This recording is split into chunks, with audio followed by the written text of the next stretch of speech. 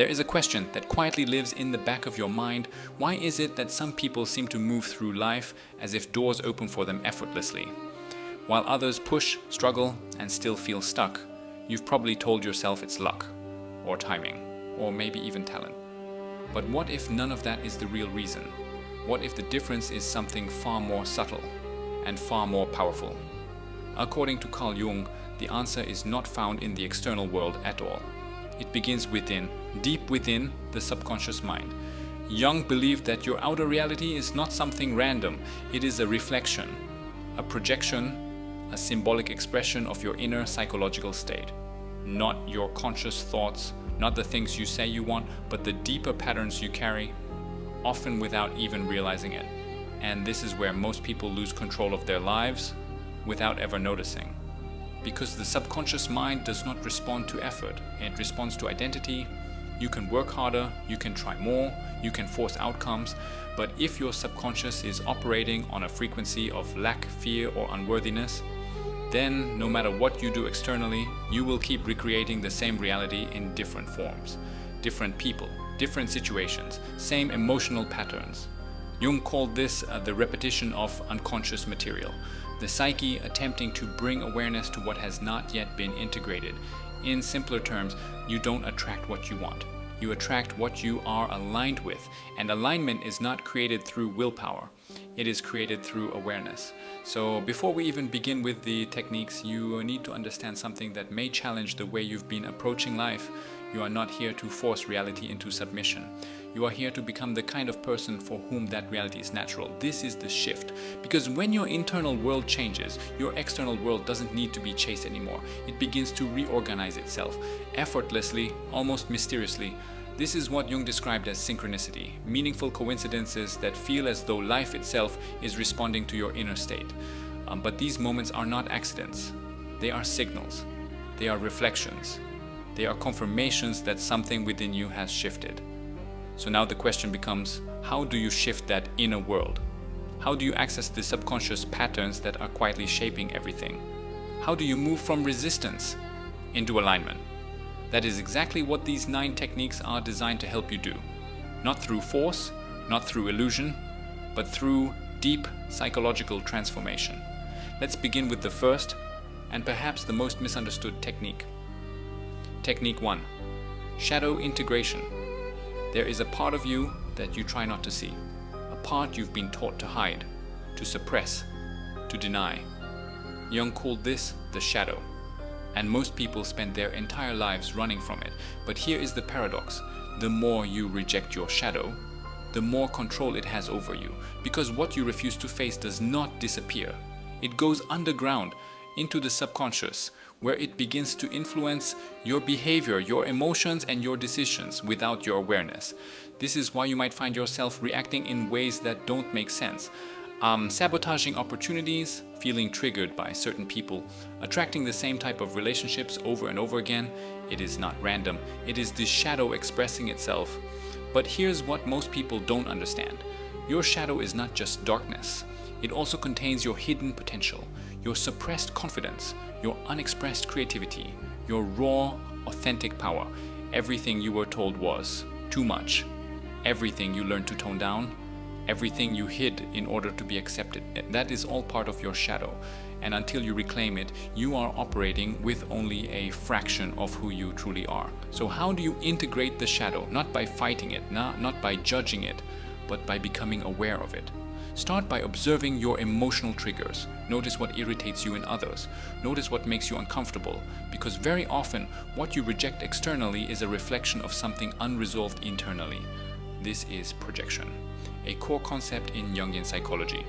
When you begin to see this clearly, something powerful happens. You stop blaming the world and you start understanding yourself. And in that moment, you reclaim energy that was previously lost in unconscious reactions. This is the beginning of alignment, because instead of being controlled by hidden patterns, you begin to consciously choose who you are. And that changes everything. Technique 2. Rewriting inner narratives. Every thought you repeatedly think becomes a story, and every story you believe becomes your reality. Not because it is objectively true, but because your subconscious treats it as truth. From a very young age, you began forming narratives about yourself. I'm not good enough. I always get left behind. Things never work out for me. These thoughts may seem small, but over time, they become the lens through which you see everything. And your subconscious does not question these narratives. It enforces them. It filters reality in a way that confirms them. It subtly guides your behavior to match them. This is why change feels so difficult, because you are not just changing actions, you are changing identity. So the question is not, what do you want? The real question is, who do you believe you are? If your identity is built on limitation, then even when opportunities appear, you will unconsciously reject them. You will hesitate. You will doubt. You will pull back, not because you want to, but because it does not match your internal story. So this technique is about rewriting that story, not through empty affirmations, but through conscious awareness. You begin by identifying the narratives that are running in the background. Pay attention to your self-talk, especially in moments of stress or failure. That's where the truth comes out. Then instead of suppressing those thoughts, you question them. Is this absolutely true? Or is this something I learned? And slowly you begin to replace these narratives not with fantasies but with grounded, empowering perspectives. I am learning. I am capable. I can handle uncertainty. At first it may feel unnatural because your subconscious resists change. But with repetition and emotional reinforcement, a new identity begins to form. And once that identity shifts, your reality follows. Technique 3. Active imagination. There is a gateway between your conscious and subconscious mind, and most people never learn how to use it. Jung called this process active imagination. It is not daydreaming, it is not fantasy, it is a deliberate dialogue with the deeper layers of your psyche. Because your subconscious does not speak in logic, it speaks in symbols, in images, in emotions. So if you want to understand it, you have to meet it on its own language. Here's how it works. You enter a quiet state, not asleep but deeply relaxed. Then you allow an image, a feeling, or a character to emerge from within. And instead of controlling it, you observe it, interact with it, ask questions, let it respond. At first it may feel strange, but over time something incredible happens. You begin to access insights that your conscious mind could never generate. You begin to uncover hidden fears, hidden desires, hidden truths, and more importantly, you begin to integrate them because awareness dissolves resistance, and when resistance dissolves, energy flows. This is where creativity expands. This is where clarity emerges. This is where alignment begins. Part 2. Aligning your inner frequency. Before we continue with the next techniques, you need to understand something that most people completely overlook. Your subconscious mind is not only shaped by thoughts, it is shaped by emotional patterns. And emotions are not just reactions, they are signals. They are indicators of what your inner world is aligned with. According to Carl Jung, the psyche is not a static structure, it is dynamic, constantly adjusting, constantly seeking balance, and the way it communicates this movement is through emotion. So if your dominant emotional state is anxiety, doubt, or tension, then your subconscious is operating in a state of resistance. And resistance blocks flow, not metaphorically, but psychologically. Because when you are in a state of fear or lack, your perception narrows.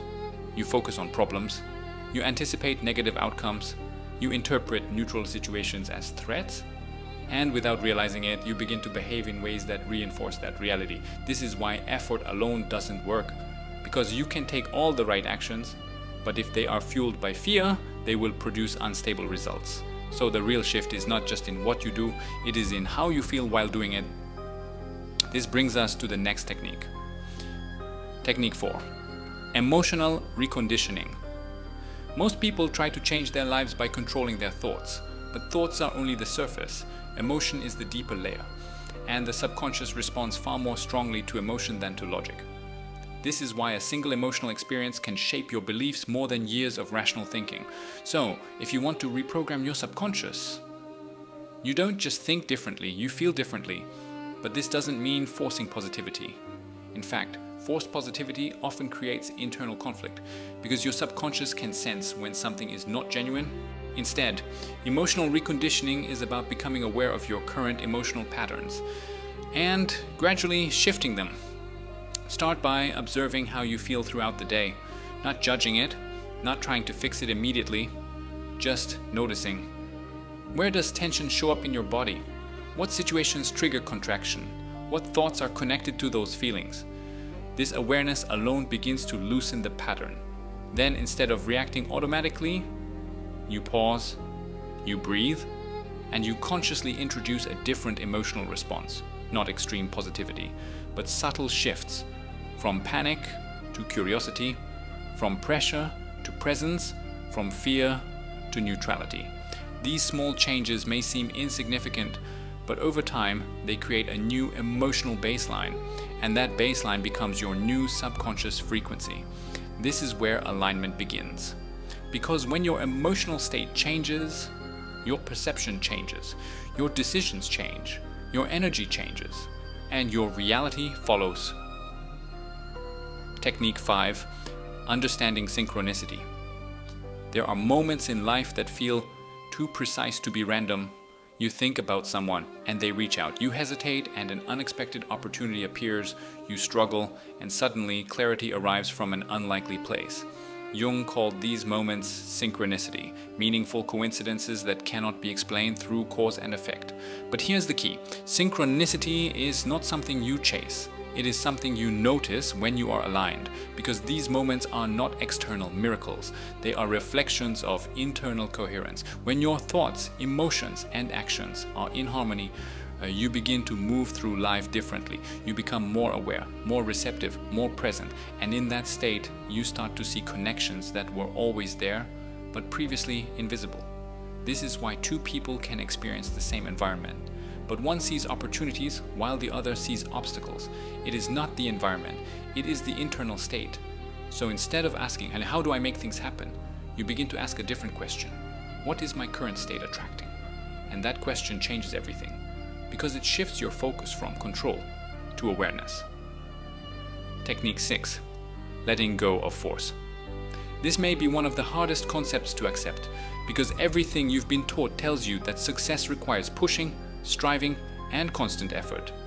And while action is necessary, force is not the same as aligned action. Force comes from fear, from urgency, from the belief that if you don't control everything, things will fall apart. Aligned action, on the other hand, comes from clarity, from trust, from an inner stability that does not depend on immediate outcomes. Jung's concept of individuation, the process of becoming your true self, was not about forcing change. It was about allowing the psyche to unfold naturally. And this is where most people get stuck, because they try to rush a process that requires integration. They try to skip steps. They try to become someone new and without understanding who they already are.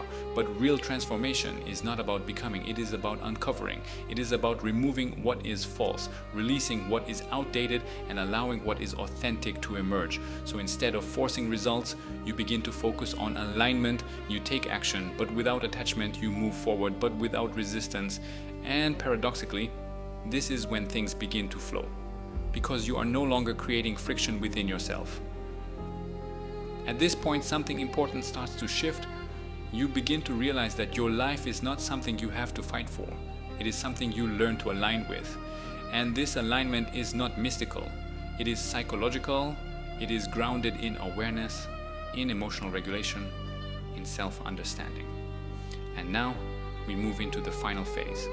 The last 3 techniques where everything begins to come together, where identity, perception, and behavior merge into a new way of being. Part 3. Becoming the person who attracts it naturally. At this stage, something subtle but powerful begins to happen. You are no longer trying to get the life you want. You are beginning to understand what it means to become aligned with it. And this is where most people misunderstand transformation. They focus on outcomes, money, relationships, success, recognition, but those are not causes. They are effects. They are the natural result of a certain internal state. So if you try to force the effect without becoming the cause, you create resistance. But if you shift the cause, the effects follow. This brings us to one of the most important techniques. Technique 7, identity embodiment. Everything in your life reflects the identity you are currently holding, not the identity you wish you had, not the identity you occasionally perform, but the identity that feels familiar. That feels natural, that feels true, at the subconscious level. According to Carl Jung, the process of individuation is about integrating all aspects of the self into a coherent whole. And once that coherence is established, your actions, decisions, and perceptions begin to align automatically.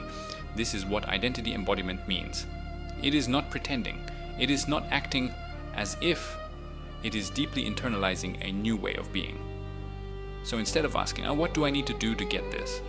You begin asking, who is the person for whom this is normal? How do they think? How do they respond to challenges? How do they carry themselves in uncertainty?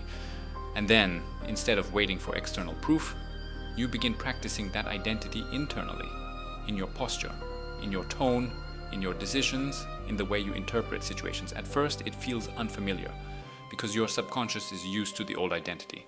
But with consistency, the new identity begins to stabilize. And once it stabilizes, everything changes. Because now, your behavior is no longer forced. It becomes natural, effortless, aligned. Technique 8, pattern interruption. Your life is not shaped by single decisions. It is shaped by patterns. Repeated thoughts, repeated emotions, repeated reactions. And most of these patterns are automatic.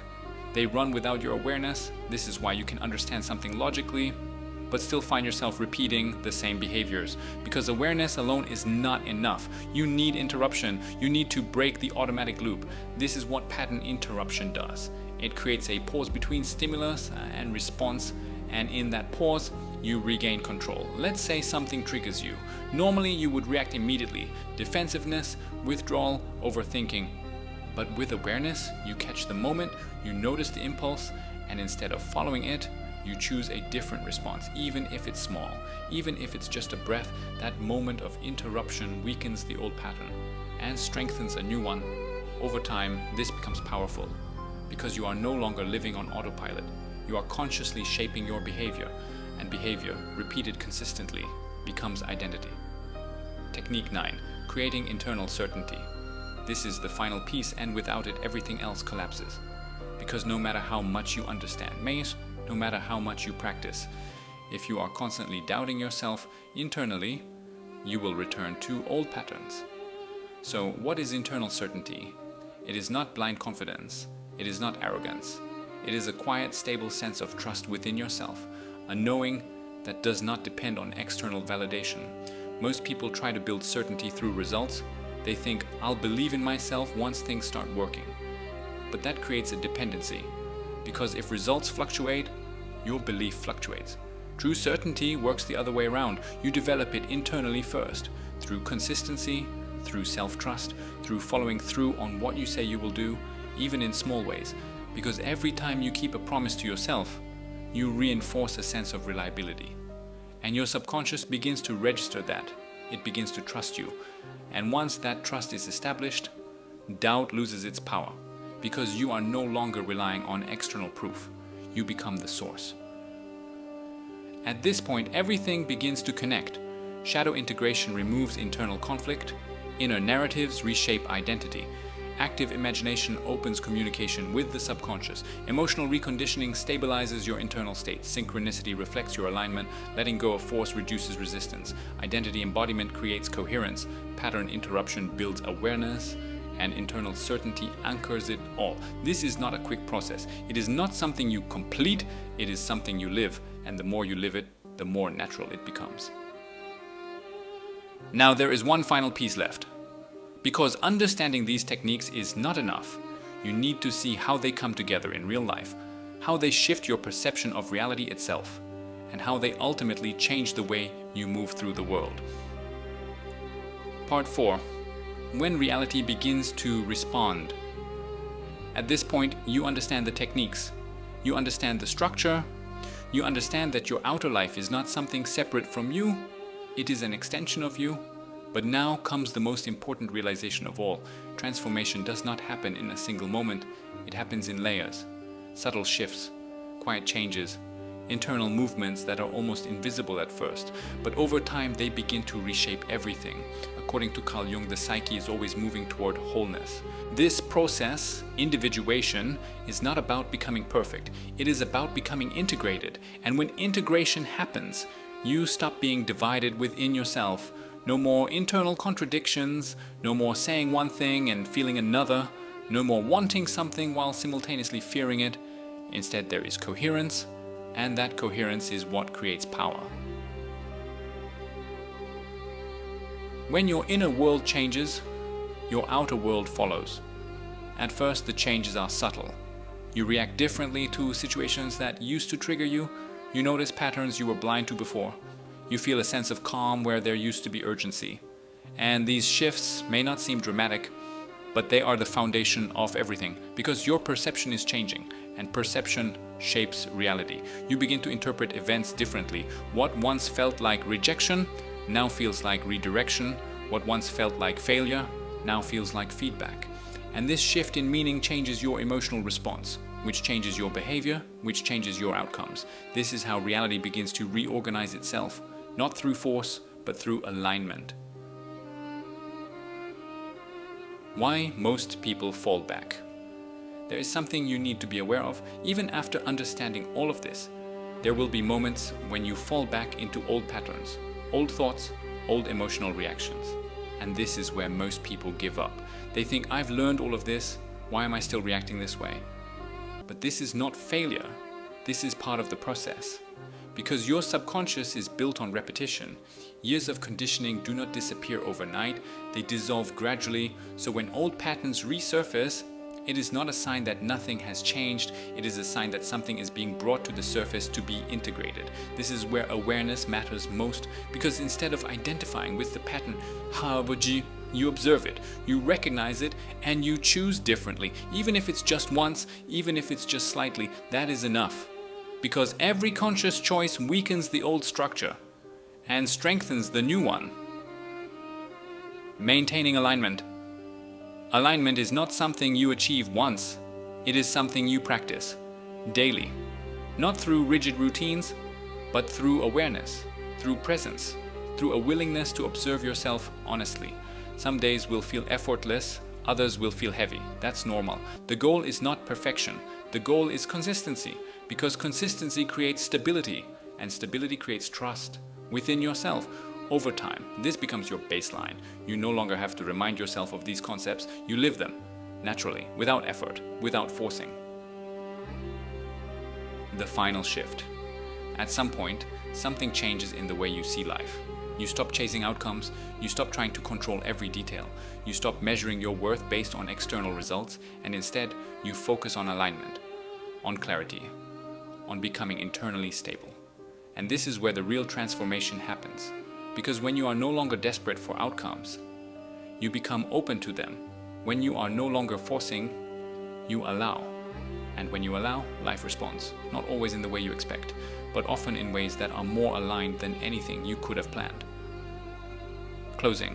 So if you take anything from this, let it be this. You are not separate from your reality. You are participating in it, shaping it, influencing it through your thoughts, through your emotions, through your identity. The life you desire is not something you chase.